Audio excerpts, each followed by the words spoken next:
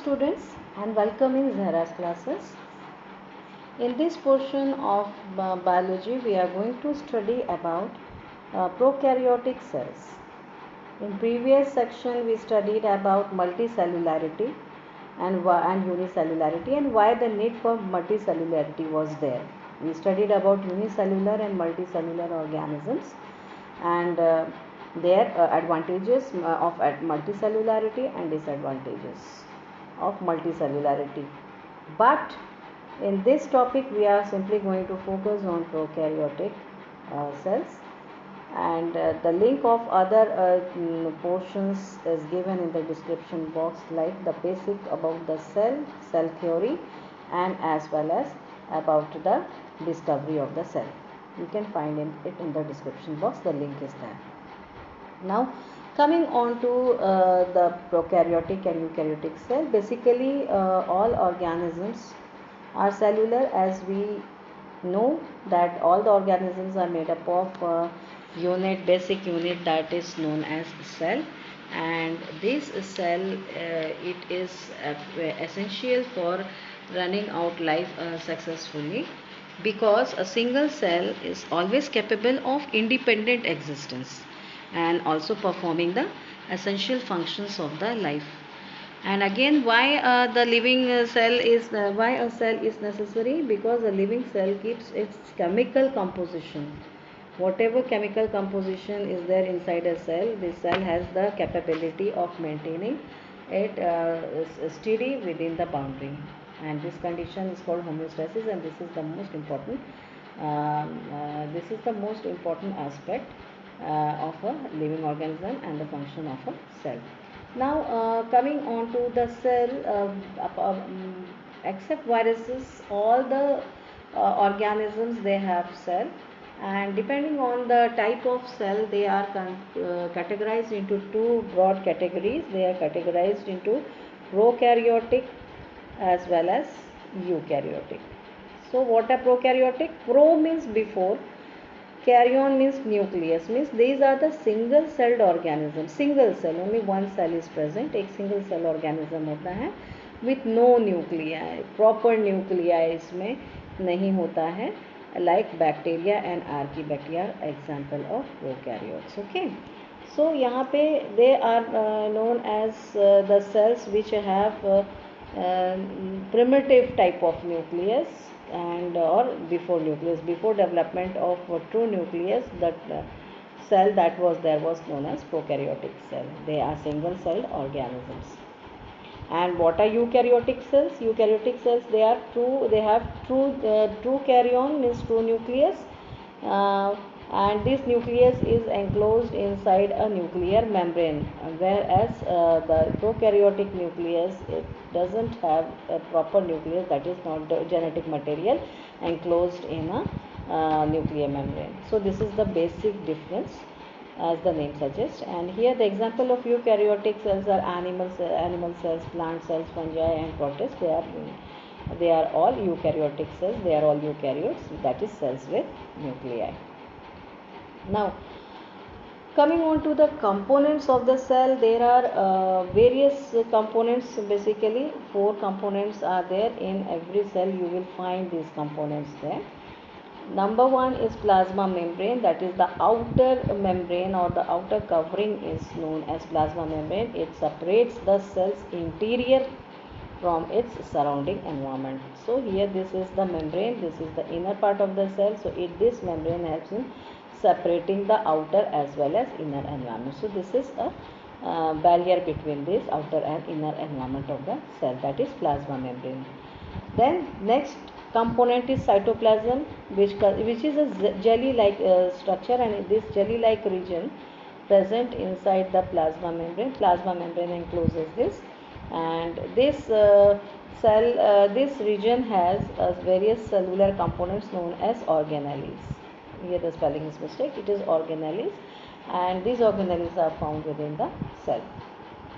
Then DNA, third one is DNA. It is the genetic material of the cell. It is the genetic material of the cell, and it is enclosed inside a membrane, nuclear membrane, that is DNA inside the nuclear membrane. This genetic material is there.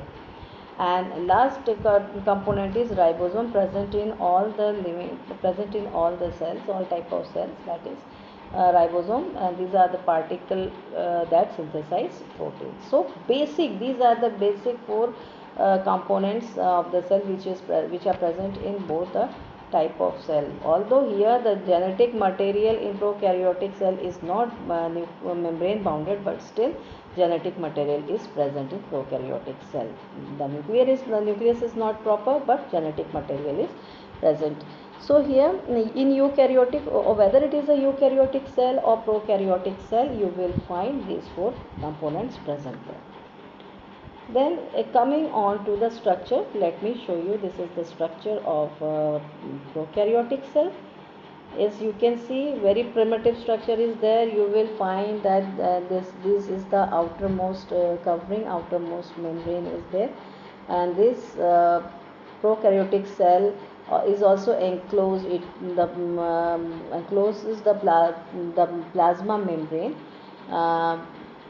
The capsule as well as cell wall is also there, which encloses the plasma membrane, and inside the plasma membrane you will find this gelatinous structure, that is cytoplasm. See, this is the nucleoid material, which is the genetic material present. As you can see, यहाँ पे आप देख रहे हैं, यहाँ पे किसी भी तरह की मेम्ब्रेन बाउंड नहीं है. आप देख रहे हैं यहाँ पे कोई भी स्पेशल स्ट्रक्चर नहीं है जो जेनेटिक मटेरियल को इंक्लोज कर रहा है. ये पूरे साइटोप्लाज्म में ये बिखरा हुआ है.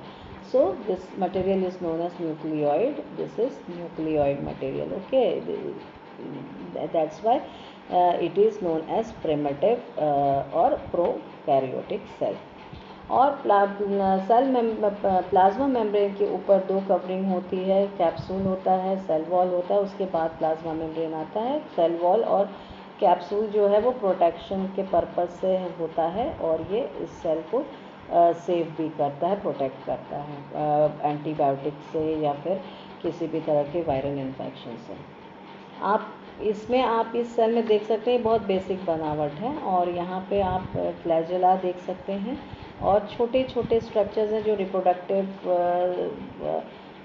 एक्टिविटी में हेल्प करते हैं, जिसको आप कहते हैं पिलाई. इट इज़ नोन एज पिलाई. सो here you can see that this is the basic structure of the prokaryotic cell. Rest we will study in details in coming slides. Then coming on to the next thing, that is eukaryotic cell. As you can see, the basic difference in eukaryotic cell, you will find well defined cell where you can see a well defined nucleus. ये देखिए यहाँ पे आपने nucleus देख रहे हैं, और इस न्यूक्लियस के अंदर न्यूक्लियोलस भी प्रेजेंट है. ये पूरा स्ट्रक्चर जो है न्यूक्लियस है, जो कि मेम्ब्रेन बाउंड है. यहाँ पे मेम्ब्रेन है, उस मेम्ब्रेन के अंदर जेनेटिक मटेरियल है, and nucleolus is very clearly, it is very prominent. Then this is eukaryotic cell, where nucleus is properly developed. It is enclosed inside a nuclear membrane, and genetic material is enclosed inside a membrane, that is nuclear membrane. Apart from that, this yellow portion you see, this is cytoplasm, और ये cytoplasm के अंदर आपको ढेर सारे cellular organelles या compartmentalisation of cell you can सी.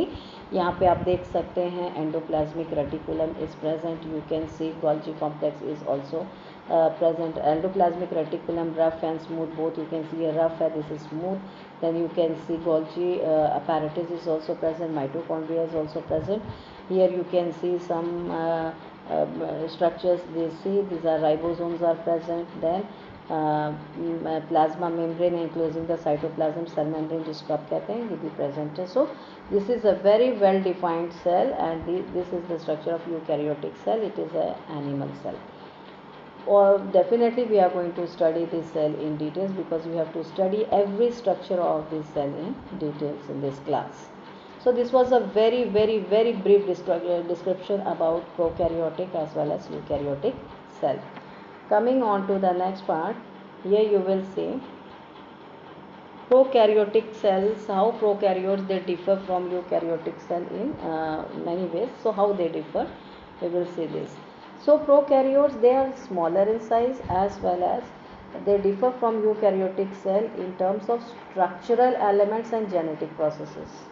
आप देख रहे हो बहुत सारे जो डिफरेंसेस हैं प्रोकैरियोटिक और यूकैरियोटिक में, जो चीज़ें जो आपको डिफरेंट दिखती हैं कि प्रोकैरियोटिक बेसिकली बहुत छोटे सेल्स होते हैं, बहुत स्मॉल सेल्स होते हैं। प्रीवियस लेक्चर में मैंने बताया कि प्रोकैरियोटिक सेल या एक सेल छोटा क्यों होता है, और वो छोटे सेल सिंगल जो होते हैं या यूनिसेलुलर होते हैं, और जो उनसे मल्टी सेलुलैरिटी क्यों आई, क्योंकि वहाँ पे आपको surface area as well as volume का रेशो जो है, सेल वॉल्यूम और सेल सरफेस का जो रेशो है, वो उसका एक बहुत बड़ा रोल होता है, उसका एक बहुत बड़ा रीज़न है, वो इस रेशो का होना बहुत बड़ा रीज़न है कि आपका मल्टी सेलुलैरिटी आई। और यहाँ पे प्रोकैरियोट्स में भी बहुत ये सेल जो है वो बहुत छोटा है as compare to eukaryotic cell, as well as यहाँ पे जो जेनेटिक प्रोसेस हैं या स्ट्रक्चरल टर्म्स जो हैं वो सब डिफरेंट हैं यूकैरियोटिक सेल से। जब आप देखेंगे तो अभी आपने स्ट्रक्चरल चीज़ें देखी, जो स्ट्रक्चर थे आपने देखा कि प्रोकैरियोट्स के स्ट्रक्चर जो थे उसके अंदर प्लाज्मा मेम्ब्रेन या सेल वॉल कैप्सूल जो है, आपके यूकैरियोटिक सेल में आपको नहीं नज़र आएगा कैप्सूल बहुत, और आपको जो सेल वॉल है वो केवल यूकैरियोटिक सेल में, प्लांट सेल में नज़र आएगा। और जो सेलुलर ऑर्गेनेल्स हैं आपने देखा कि वो प्रोकैरियोट्स में मिसिंग हैं।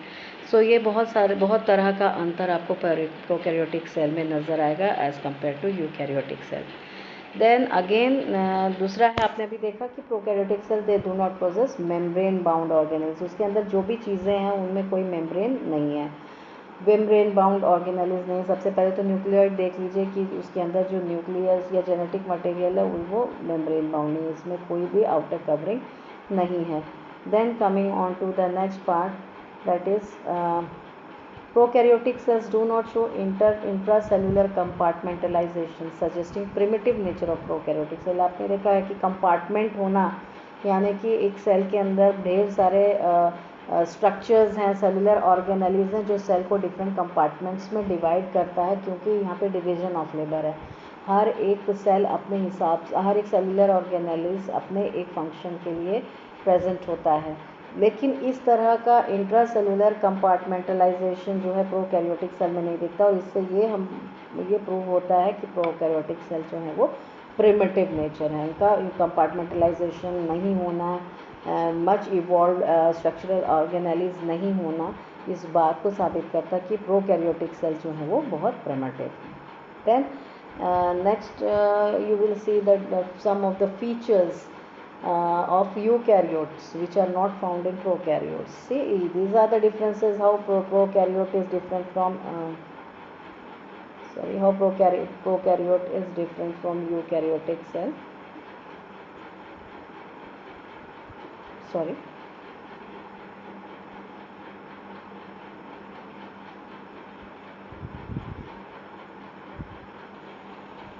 There are certain features of eukaryotes that are not found in prokaryotes. So in this way also the prokaryotes are different from eukaryotes. Division of cells into nucleus and cytoplasm separated by nuclear membrane. ये सबसे अहम बात है, ये हमेशा आपको नज़र आएगा कि जो सेल का जो एक डिवीजन है, एक सेल है और ये एक सेल है, और इस सेल के अंदर जो डिवीजन है साइटोप्लाज्म का, दिस इज साइटोप्लाज्म, और जो न्यूक्लियर मटेरियल है, साइटोप्लाज्म और न्यूक्लियस का जो डिवीजन है या सेपरेशन है वो एक मेम्ब्रेन से होता है, यानी cytoplasm as well as nucleus ये दोनों डिवाइड होते हैं या दोनों सेपरेट होते हैं bye means of nuclear membrane. तो यूकैरियोट में तो आपको न्यूक्लियर मेम्ब्रेन नज़र आता है, लेकिन प्रोकैरियोट में आपको न्यूक्लियर मेम्ब्रेन नहीं नज़र आता। तो ये सबसे अहम फीचर है जो कि एक प्रोकैरियोट को यूकैरियोट से डिफर कराता है।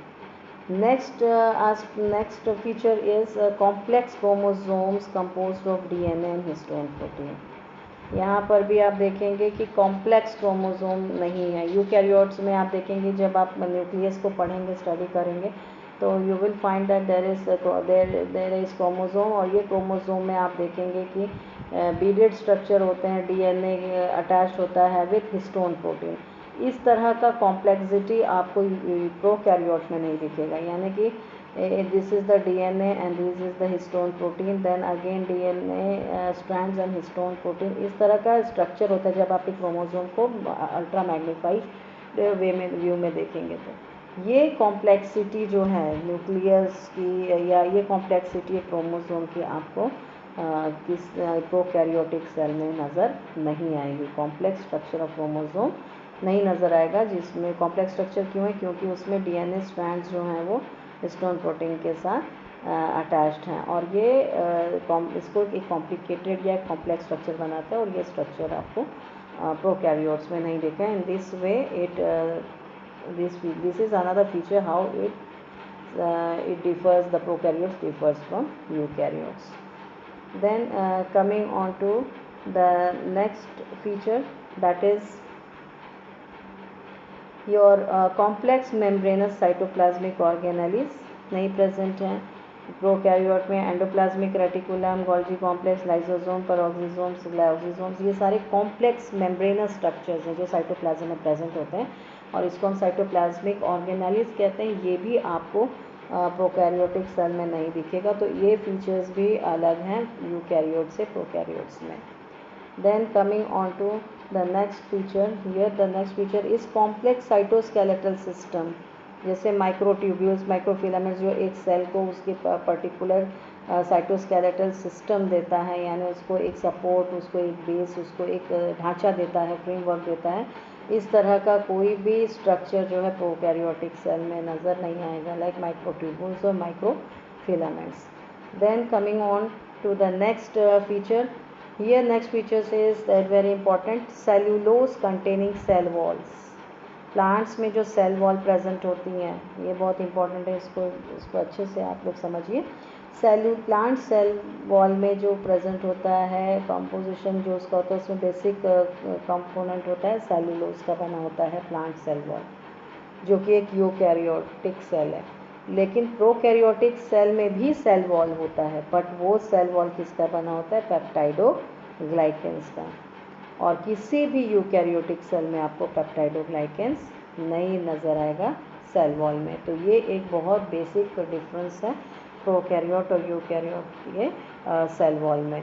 यहाँ पे पेप्टाइडोग्लाइकेंस आपको प्रोकैरियोट्स में कुछ बैक्टीरिया और आर्की बैक्टीरिया में आपको नहीं नज़र आएगा, लेकिन आपको आपको बेसिक ऑल प्रोकैरियोट्स में जो सेल वॉल है उसका कंपोजिशन जो है उसमें बेसिक जो कॉन्स्टिट्यूएंट है वो किसका बना होता है, पेप्टाइडोग्लाइकेंस का बना होता है।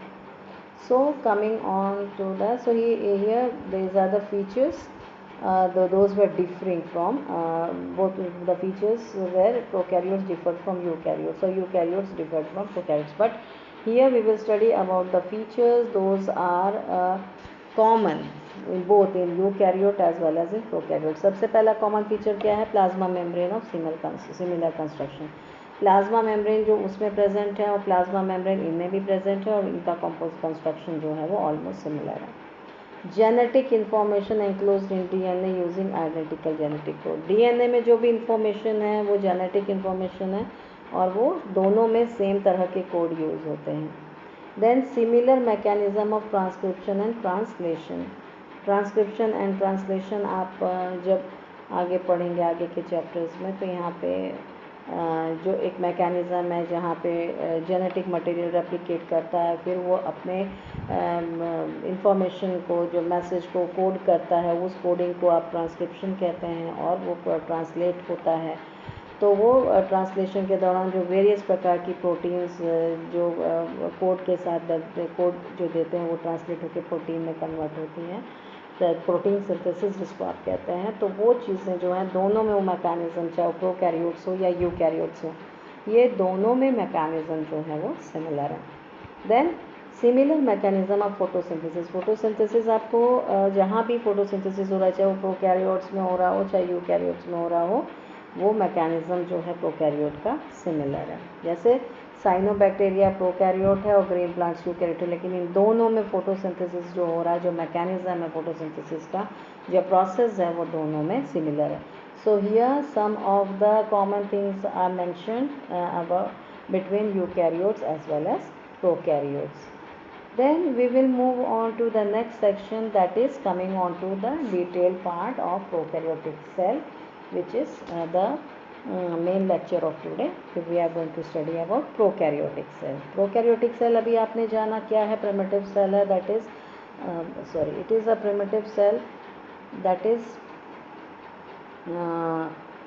having no membrane bound nucleus, as well as it is very primitive. So here the prokaryotic cells, they have appeared about 3.5 billion years ago, and this is the cell which is single membrane or one envelope system. इसमें single membrane है और one envelope system है, double membranous structure नहीं है ये. There is no membrane enveloping the genetic material. अभी तक आप कितनी बार जान चुके हैं कि इसके अंदर का जो जेनेटिक मटेरियल है वो खुला हुआ है, इसके अंदर कोई मेम्ब्रेन नहीं है. Then prokaryotic cells occur in bacteria. कौन से बैक्टीरियाज में? Pneumococcus, Vibrio, Escherichia and in groups called. और एक ग्रुप होता है एल्गी, ब्लू ग्रीन एल्गी कहते हैं इसको. ब्लू ग्रीन एल्गी, एल्गी क्यों नाम दिया हुआ है? क्योंकि इनकी जो एक्टिविटी थी, फोटोसिंथेटिक एक्टिविटीज़, एल्गी में फोटोसिंथेटिक एक्टिविटीज़ होती हैं, यानी कि इनमें फोटोसिंथेसिस परफॉर्म होता है. ये एक्टिविटी डिस्कवर पहले हुई थी, और जो इसका स्ट्रक्चर है, बैक्टीरियल स्ट्रक्चर, जो बैक्टीरिया के स्ट्रक्चर और इनका जो स्ट्रक्चर है वो सिमिलर है, रिलेशनशिप सिमिलर है. ये डिस्कवरी बाद में हुई थी, इसीलिए इनको नाम दिया गया है ब्लू ग्रीन एल्गी. तो एल्गी इसीलिए नाम आता है, फोटोसिंथेटिक एक्टिविटी पहले डिस्कवर हुई इसलिए इसको एल्गी का नाम दिया गया. देन ब्लू ग्रीन एल्गी को हम प्रॉपरली साइनोबैक्टीरिया भी कहते हैं. एग्जाम्पल आपके हैं इग्नोस्टॉक एंड ऑसिलेटोरिया. फीचर्स क्या है प्रोकैरियोटिक सेल के? बहुत स्मॉल साइज़ है इनका. Size ranges from 1 to 10 micron, और माइकोप्लाज्मा जो है सबसे स्मॉलेस्ट प्रोकैरियोटिक सेल है. Then staining property, this is important. Staining property यानी बैक्टीरिया जब स्टेन किया जाता है, ग्राम स्टेन उसको कहते हैं. ग्राम स्टेन जो है, जब बैक्टीरिया को आप स्टेन करते हैं तो या तो वो स्टेन उनमें रिटेन रहता है, या तो वो स्टेन जो है वहाँ से निकल जाता है. तो जिन बैक्टीरियाज़ में वो स्टेन जो है वो रिटेन रह जाता है उनको आप कहते हैं ग्राम पॉजिटिव बैक्टीरिया, और जिनमें वो रिटेन नहीं होता है उनको हम कहते हैं ग्राम नेगेटिव बैक्टीरिया. अब ये स्टेन्स क्या हैं? Gram stains. What are this Gram stains? These are actually very weakly alkaline solution of crystals violet और जेंशियन वॉयलेट. ठीक है, इनका जो कलर होता है वो वॉयलेट या जेंशियन वॉयलेट होता है. और वो स्टेन कौन सा कलर का स्टेन होता है? या तो ब्लू या तो पर्पल कलर ये चढ़ता है, जिसमें भी आप इसको आप स्टेनिंग के लिए अगर रखते हैं तो. Now here the bacteria that are stained here are known as gram positive, क्योंकि उसने स्टेन पकड़ लिया, और जिनमें ये स्टेनिंग नहीं होती है उनको हम कहते हैं ग्राम नेगेटिव. तो ग्राम पॉजिटिव बैक्टीरिया जो है वो रिटेन करती है और ये लूज़ कर देती है. तो ये वेरिएशन जो है बैक्टीरिया को दो तरह के बैक्टीरिया में डिफाइन करता है, gram positive and gram negative bacteria. Then coming on to the next part, that is the bacterial cell. This is the main part here. The bacterial cell is covered outside. First we will study about the outer structure of the bacterial cell. Here you will find the cell here. It has three coverings. That is, first is the slime layer. The outer layer is the slime layer, the middle layer is the cell wall, and the inner layer is cell membrane. तो एक bacterial cell जो है वो आप देखेंगे कि वो तीन कोट्स में प्रेजेंट होता है. इसको एनवेलप नहीं बोलेंगे, तीन कोट्स होता है. ऊपर के जो दो होते हैं उनको, पहला जो होता है वो एक प्रोटेक्टिव शील्ड होता है, दूसरा बीच का जो होता है वो सेल वॉल होती है, वो तो आपने पढ़ा है, और तीसरा जो इंटरनल होता है that is cell membrane. So ये आउटर जो होता है slime layer, it is also known as capsule. और in Gram negative bacteria there is coating of macromolecules, जिसको आप कहते हैं ग्लाइकोकैलिक्स. और ये ग्लाइकोकैलिक्स जो है क्या होता है? एक बहुत जिलेटिनस स्ट्रक्चर होता है, एक चिपचिपा सा पदार्थ होता है, और इस ग्लाइकोकैलिक्स को आप कहते हैं स्लाइम लेयर. और कैप्सूल कब कहेंगे? जब ये थिक या टफ होगा. जब ये लूज़ और जेल लाइक होता है तो इसको आप कहते हैं स्लाइम लेयर. कभी कभी ये थिक भी हो जाता है, टफ होता है, this is known as capsule. और व्हाट इज़ देयर फंक्शन और पर्पस? स्लाइम लेयर का क्या फंक्शन है? They protect the cell against desiccation, यानी सूखने से, उसको ड्राई होने से बचाता है, एंटीबायोटिक से बचाता है, as well as viral attack से ये स्लाइम लेयर बचाता है। बेसिकली ये एक प्रोटेक्टिव कवरिंग है। और दूसरा फंक्शन इसका ये है कि ये क्योंकि चिपचिपा है तो ये बैक्टीरियल सेल को क्या करता है, it enables the bacteria to stick to the surface. किसी भी तरह के सरफेस पे, चाहे सॉइल पार्टिकल हो या रॉक्स हो या कहीं कोई एक होस्ट सेल हो, तो उसमें उसको पोजीशन को बनाने के लिए उसको चिपक के रखता है, स्टिक टू रहता है। तो ये भी एक इम्पॉर्टेंट फंक्शन है स्लाइम लेयर का। एंड जिलेटिनस कैप्सूल वो क्या करता है, कैप्सूल जो है वो ग्लूड करके रखता है, यानी चिपका के रखता है। कई बैक्टीरियल सेल्स जो कॉलोनीज़ में होती हैं, जैसे ये कॉलोनीज़ हैं, तो ये एक दूसरे के साथ जब चिपक के होती है तो ये किसकी वजह से होती है, this is because of capsule. So यहाँ पे आप देख सकते हैं कि स्लाइम लेयर का बहुत महत्वपूर्ण रोल है बैक्टीरियल सेल में। Then coming on to the middle layer, that is cell wall. ये बना होता है पेप्टाइडोग्लाइकेंस का, और सेल वॉल का बेसिक जो पेप्टाइडोग्लाइकेंस हैं, ये इसके अंदर पॉलीमर्स होते हैं। किसके पॉलीमर्स होते हैं, शुगर्स के, that is N acetyl glucosamine. Here the polymer is made up of N-acetyl glucosamine. It is N-acetyl glucosamine. Okay, N-acetyl glucosamine as well as N-acetyl muramic acid. N-acetyl muramic acid. तो इन दो polymers का, इन दो polymers का या modified sugar के polymers का बना होता है। और ये जो पेप्टाइडोग्लाइकेंस प्रेजेंट होता है सेल वॉल में, तो ये प्रोटेक्शन का पर्पस सेल वॉल का होता है, as well as it maintains shape. ये सेल को एक शेप देता है और प्लस स्ट्रेंथ प्रोवाइड करती है सेल वॉल, और उसको सपोर्ट करती है। इनको आप मिडल लेयर को आप पेप्टाइडोग्लाइकेंस को आप म्यूरिन भी कहते हैं या म्यूकोपेप्टाइड भी कहते हैं, जो सेल वॉल के अंदर प्रेजेंट होती हैं। इसके अंदर अपार्ट फ्रॉम एन एसिटिल ग्लूकोजामीन या एन एसिटिल म्यूरामिक एसिड के अलावा इसके कॉम्पोजिशन में टिकोइक एसिड भी होता है कभी कभी। आप यहाँ पर आप ये देख सकते हैं कि ये मिडल लेयर है, और ये मिडल लेयर जो है ये बहुत ज़्यादा प्रोटेक्टिव होती है। वो सेल को बचाती है, बैक्टीरियल सेल को प्रोटेक्शन देती है, प्लस उसको सपोर्ट भी करती है। Now penicillin antibiotic such as penicillin, cephalosporin, ये क्या करते हैं, ये एंटीबायोटिक जो है ये पेप्टाइडोग्लाइकेंस को बैक्टीरियल वॉल पे फॉर्म होने से बचाते हैं।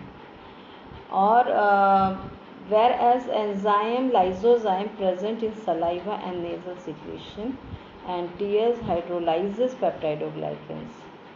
So this both chemicals they defend against certain bacterial infection. तो अभी जो बैक्टीरियल इन्फेक्शन होता है कभी, तो आप एंटीबायोटिक लेते हैं, तो ये एंटीबायोटिक क्या करता है, वो बैक्टीरियल सेल को मारने के लिए। अच्छा, बैक्टीरियल सेल जो है वो बहुत ज़्यादा वो एक्टिव नहीं होगा अगर उसका सेल वॉल जो है वो डैमेज हो जाएगा। तो पेनिसिलिन या सेफेलोस्पोरिन जो हैं ये क्या करते हैं, पेप्टाइडोग्लाइकेंस को बनने से बचाते हैं, प्रिवेंट करते हैं। एज वेल एज जो लाइसोजाइम्स हैं, जो हमारे सलाइवा में प्रेजेंट होता है या नेजल सिक्रीशन में प्रेजेंट होता है या हमारे टीयर्स में प्रेजेंट होता है, वो क्या करता है, ये पेप्टाइडोग्लाइकेंस को हाइड्रोलाइज कर देता है। तो इन दोनों की वजह से क्या होता है कि एक डिफेंस मिलता है, बैक्टीरियल सेल का इन्फेक्शन जो है हम मार सकते हैं। तो बेसिकली ये जान लीजिए कि पेप्टाइडोग्लाइकेंस जो हैं ये बैक्टीरियल सेल का एक कवच हैं, और ये इनको उसी पेप्टाइडोग्लाइकेंस की वजह से ही बैक्टीरियल इन्फेक्शंस में बैक्टीरिया बहुत सक्रिय होता है। अगर ये नहीं होगा तो वो इनएक्टिव हो सकता है, और इसके लिए बहुत तरह का आप एंटीबायोटिक यूज़ करते हैं। ये हमारे बॉडी में नेचुरल डिफेंसिव मैकेनिज़्म है, जो लाइसोजाइम है या टीयर्स हैं वो इसको पेप्टाइडोग्लाइकेंस को हाइड्रोलाइज कर देते हैं। So this was about the middle layer, that is cell wall.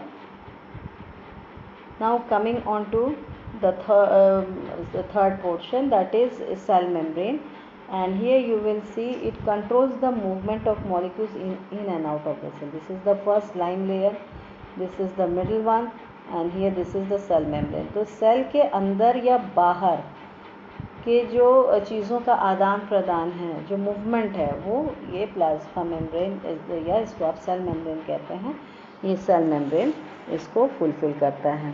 और प्लस इस सेल मेम्ब्रेन के ऊपर क्या प्रेजेंट होता है, रेस्पिरेटरी एंजाइम्स भी प्रेजेंट होते हैं। और ये it also keeps the cytoplasm intact. ये जो साइटोप्लाज्म है इसको इंटैक्ट रखता है क्योंकि उसको एक बाउंड्री देता है।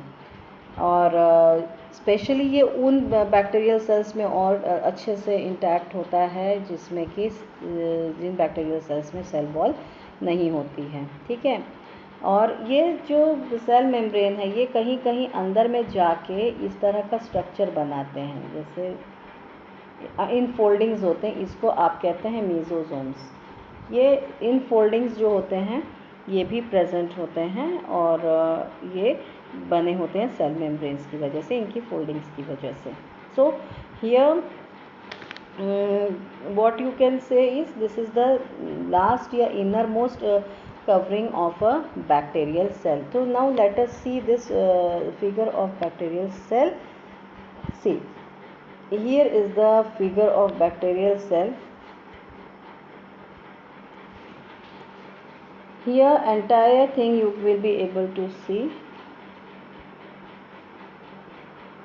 This is the first layer, as you can see, the capsule, and this is the first layer, this is the capsule. The middle layer is the cell wall, the dark portion is the cell wall, and behind that dark portion you will see cell membrane, the last portion, this is the cell membrane. अब cell membrane के अंदर में जो portion है that is cytoplasm, और ये cytoplasm जो है इसके अंदर आप देख सकते हैं ये मटेरियल एक प्रेजेंट है। आप इसको आप बोलते हैं न्यूक्लियोइड मटेरियल प्रेजेंट होता है। ये क्रोमोसोम स्ट्रक्चर है जो कि बिना किसी मेम्ब्रेन के है। Then there are scattered particles which are known as ribosomes. These are also present. Apart from that, यहाँ पे एक एक्स्ट्रा जेनेटिक मटेरियल भी प्रेजेंट होता है जिसको आप कहते हैं प्लाज्मिड्स। ये आप जब बायोटेक्नोलॉजी पढ़ेंगे तो आप इसका रोल समझ में आएगा आपको। And next you will see some external appendages, external structures. Those are flagella as well as pili. These are for movement, and these serve some role in what you say reproduction, transduction. Then coming on to cytoplasm. अब cytoplasm में जब आप आते हैं तो आपको cytoplasm you will see that it lacks most of the cellular organelles. No organelles are there. Organelles are absent. Organelles, they are absent. So here no organelles are present. Again it contains variety of inorganic and organic molecules, और इसके अंदर बहुत तरह के molecules present होते हैं। और ये मॉलिक्यूल्स आपके होते हैं ग्लाइकोजन ग्रैन्यूल्स होते हैं, लिपिड ड्रॉपलेट्स होते हैं, सल्फर ग्रैन्यूल्स होते हैं, एंड पॉलीफॉस्फेट ग्रैन्यूल्स भी प्रेजेंट होते हैं। और ये फंक्शन करते हैं एक स्टोरेज रिजर्वायर की तरह। ये जो ग्रैन्यूल्स होते हैं एक तरह से ये स्टोरेज रिजर्वायर की तरह फंक्शन करते हैं, ठीक है। और इस साइटोप्लाज्म के अंदर आप राइबोसोम्स देखेंगे। What are ribosomes? There are cytoplasmic organelles. यही एक साइटोप्लाज्मिक ऑर्गेनेल प्रेजेंट है, राइबोसोम्स, जो प्रोकैरियोटिक सेल में आप देखेंगे। और ये 70S होते हैं, ठीक है। they are 70S ribosomes, and they may occur singly or in rows called polyribosomes or polysomes. तो कभी कभी वो एक इस तरह के स्ट्रक्चर में बंधे होते हैं और उस स्ट्रक्चर को आप कहते हैं पॉलीराइबोसोम्स भी आप कहते हैं। Apart from that you will find मेसोसोम्स। जो अभी बताया कि सेल मेम्ब्रेन जो है वो अंदर में घुस के इस तरह से एक इनफोल्डिंग बनाता है, इसको आप कहते हैं मेसोसोम्स। ये मेसोसोम्स जो हैं कुछ बैक्टीरियल सेल्स में होते हैं लाइक बैसिलस सबटिलिस, और ये जो है इसके ऊपर होते हैं रेस्पिरेटरी एंजाइम्स। इसके ऊपर रेस्पिरेटरी एंजाइम्स प्रेजेंट होते हैं इन मेसोसोम्स के ऊपर। देन अपार्ट फ्रॉम दैट इस बैक्टीरियल सेल के अंदर आप देखेंगे कुछ और भी साइटोप्लाज्म के अंदर आप देखेंगे थाइलाकॉइड्स प्रेजेंट हैं जो फोटोसिंथेटिक बैक्टीरिया में आपको मिलेगा और ब्लू ग्रीन एल्गी में मिलेगा, और इसमें मेम्ब्रेनस थाइलाकॉइड या फोटोसिंथेटिक लैमेले के फॉर्म में ये प्रेजेंट होते हैं। और इसके अलावा आप इसमें कुछ वैक्यूल्स देखेंगे जो कि ट्रू नहीं हैं, फ्लूइड फिल्ड वैक्यूल्स जो हैं वो नहीं, इसमें ट्रू फिल्ड नहीं होते हैं। इसमें फ्री फ्लोटिंग फॉर्म में कुछ गैस के वैक्यूल्स आपको नज़र आएंगे, यानी फ्लूइड फिल्ड वैक्यूल्स नहीं, गैस वैक्यूल्स आपको इसमें नज़र आएंगे। और ये गैस वैक्यूल्स बहुत थिन, गैस वैक्यूल्स जो हैं ये बहुत थिन एक पतली झिल्ली में प्रेजेंट होते हैं और उसकी सराउंडेड होते हैं, और ये एटमॉस्फेरिक गैसेस से परमिएबल होते हैं, परमिट करते हैं एटमॉस्फेरिक गैसेस को एक्सचेंज में, ठीक है। और जो बैक्टीरियल सेल है, गैस, अब गैस वैक्यूल्स जहाँ भी होंगे, जिन बैक्टीरिया में होंगे, तो नेचुरली वो उनको फ्लोटिंग में हेल्प करेगा, ठीक है। क्यों? क्योंकि उसके अंदर गैस का एक गैस होता है, ब्योयेंसी वो एक मेंटेन करता है, तो फ्लोटिंग में वो हेल्प करता है near the surface of water. और ये क्यों फ्लोट करके आते हैं? ताकि ये फोटोसिंथेटिक बैक्टीरिया अगर हैं उनमें बेसिकली ये प्रेजेंट होता है, फ्लूइड फिल्ड होता है वाटर में, अगर ये हैं तो ये सरफेस पे ये फ्लोट इसलिए करते हैं ताकि इनको लाइट प्रॉपर तरीके से मिल सके फोटोसिंथेसिस के लिए, और अपने वो आराम जो राइट जितनी लाइट चाहिए उसको बहुत आराम से वो ले सके। So in cytoplasm what we have studied, we found that inside cytoplasm there are present ribosomes present हैं, जो कि यही एक मेम्ब्रेन जिसको बोल सकते हैं कि ओनली साइटोप्लाज्मिक ऑर्गेनेली जो है वो एक प्रेजेंट है इसके अंदर। दूसरा आपने पढ़ा इसके अंदर प्रेजेंट है मेसोसोम्स प्रेजेंट है, जिसके अंदर रेस्पिरेटरी पिगमेंट्स प्रेजेंट होते हैं। Third thing you will find thylakoids are present in photosynthetic bacteria और ब्लू ग्रीन एल्गी। और then fourth is vacuole, basically gas filled vacuole is there, they are surrounded by thin membrane and they are permeable to atmospheric gases। तो ये सारी चीज़ें आपको bacterial cell में नज़र आएंगी। अब हम आते हैं इनके जेनेटिक मटेरियल की तरफ। जो इसका जेनेटिक मटेरियल है डीएनए, वो एंक्लोज्ड नहीं होता है किसी भी तरह फॉर्म में। आप जो डीएनए देखेंगे प्रोकैरियोटिक सेल में वो सिंपली एक नेकेड होता है, उसके इर्द गिर्द कोई भी तरह का एंक्लोजर प्रेजेंट नहीं होता है। ये directly it is in contact with cytoplasm and therefore the name is there prokaryotic cell, that is before nucleus. And again यहाँ पे इसको, इस रीजन को जहाँ की ये कॉइल्ड रीजन होता है जेनेटिक मटेरियल का, इसको आप कहते हैं न्यूक्लियोइड, इसको न्यूक्लियोइड कहा जाता है। एंड ये न्यूक्लियोइड जो है ये न्यूक्लियस से बहुत कुछ रिजेंबल होता है, इसलिए इसको हम न्यूक्लियोइड कहते हैं। और जब आप इसको सेल को स्टेन करते हैं तो ये न्यूक्लियोइड रीजन जो है वो थोड़ा सा it stains less dense than the surrounding cytoplasm in the, जब आप इसको इलेक्ट्रॉनिक माइक्रोस्कोप में देखेंगे तो जहाँ पे न्यूक्लियोइड मटेरियल इसका स्टेनिंग जो है वो कम होती है as compare to the surrounding. इसमें जो डीएनए है प्रेजेंट प्रोकैरियोटिक में, it is double stranded helical and circular structure. इसका कैसा है, ये जो सर्कुलर स्ट्रक्चर है, जो इसमें डबल हेलिकल है लेकिन ये क्या है, ये सर्कुलर स्ट्रक्चर है, ठीक है। हमारे अंदर जो डीएनए है वो लीनियर है इस तरह का, ठीक है, लेकिन इनमें जो है वो सर्कुलर है, हमारे में स्टैंडर्ड स्ट्रक्चर है, इनमें ये सर्कुलर स्ट्रक्चर है। Then again what you will see it, DNA is helical and circular and it occurs as a single chromosome, okay, having relatively very little protein associated with it. अभी आपने पढ़ा था eukaryotes में histone protein के साथ associated होता है, लेकिन इसमें जो जेनेटिक मटेरियल जो है वो क्रोमोसोम, जो इसमें जो क्रोमोसोम सिंगल क्रोमोसोम के फॉर्म में होता है और रिलेटिवली बहुत लेस प्रोटीन के साथ एसोसिएटेड होता है, ओके।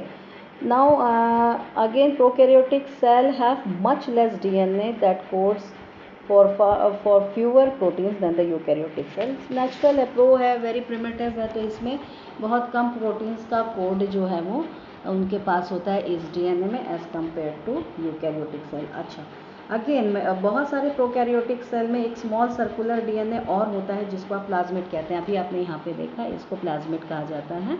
और ये प्लाज्मिड जो है ये it encodes protein that enable the organisms to resist antibiotic और अदर टॉक्सिक मटेरियल, ठीक है ना। ये टॉक्सिक मटेरियल, एंटीबायोटिक्स या किसी भी टॉक्सिक मटेरियल के अगेंस्ट ये रेजिस्टेंस देता है बैक्टीरियल सेल को। सो ये सारा जो है ये जेनेटिक मटेरियल आप देख रहे हैं, इसमें कोई भी न्यूक्लियोलस प्रेजेंट नहीं होता है। Then coming on to the some appendages or some extra structures that are present, those are flagella as well as you will pili और fimbriae। ये दो तरह के appendages present होते हैं। ये आप देख रहे हैं यहाँ पे flagella है and here is a pili। so flagella जो है ये केवल जो है scattered all over entire cell surface, ये पूरे सेल सरफेस पे भी स्कैटर्ड हो सकते हैं या फिर वो एक सिंगल जगह कन्फाइंड हो सकते हैं, कोई एक सिंगल एंड पे, जैसे यहाँ पे आप एक एंड पे कन्फाइंड है। ओके, और ये द फ्लैजेलम इज सिंपल, बहुत सिंपल है, और इनके अंदर इंटरवाइंड चेन्स होती हैं, और इसके अंदर जो प्रोटीन प्रेजेंट होती है फ्लैजेला में उसको आप कहते हैं फ्लैजेलिन। ठीक है, इसके अंदर फ्लैजेलिन प्रोटीन प्रेजेंट होती है, और ये फ्लैजेलिन प्रोटीन जो है ये इंटरवाइंड स्ट्रक्चर